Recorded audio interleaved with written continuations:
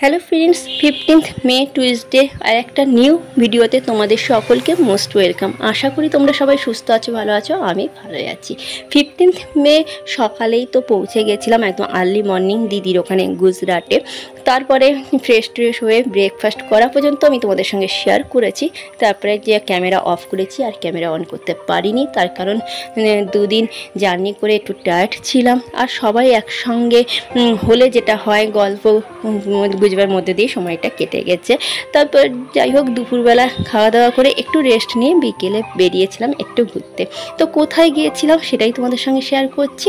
ভিডিওটা স্কিপ না করে এন্ড পর্যন্ত দেখো, আশা করি ভালো লাগবে। আর হ্যাঁ, বলে রাখি, দেখে মনে হবে আমরা কোনো ট্যুরিস্ট প্লেস বা ফরেন কান্ট্রিজের টাইপ জায়গায় চলে গেছিলাম, কিন্তু না, একদম নর্মাল জায়গায় গেছিলাম। তো দেখো কত সুন্দর জায়গাটা। আর এটা কিন্তু একটা নর্মাল মেলায় গেছিলাম।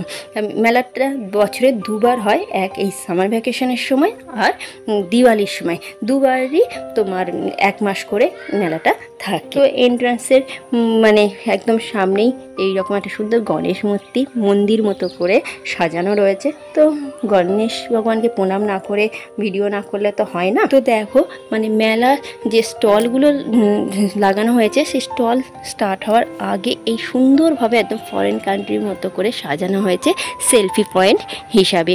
তো সেইখানেই ফটো ভিডিও করতেই অনেকটা সময় লেগে গেছে। আর এত সুন্দর জায়গায় ফটো তুলবো না, ভিডিও করবো না, তা তো হয় না। তো মেলার ভিতরে ভিডিওটা কিন্তু আমি এই ভিডিওর সঙ্গে অ্যাড করতে পারলাম না, তার কারণ অনেকটাই লেন্দি হয়ে যাচ্ছিল। সেই জন্য ভাবলাম আগে এই সুন্দর পরিবেশটা তোমাদের সঙ্গে শেয়ার করি, তারপরে নেক্সট ভিডিওতে মেলার ভিতরের পার্টটা শেয়ার করব। তো চলো আজকে ভিডিওটা আমার সঙ্গে তোমরাও এনজয় করো। আর অবশ্যই কমেন্টস বক্সে জানিও কেমন লাগলো। যদি ভালো লাগে লাইক শেয়ার করো। যারা এখনও আমার চ্যানেলে নতুন তারা আমার চ্যানেলটা সাবস্ক্রাইব করে পাশে থাকা বেল বাটনটা প্রেস করে দিও। আর যারা ফেসবুক আর ইনস্টাগ্রামে দেখো তারা কিন্তু অবশ্যই ফলো করে দিও। তো তোমরা দেখতে থাকো।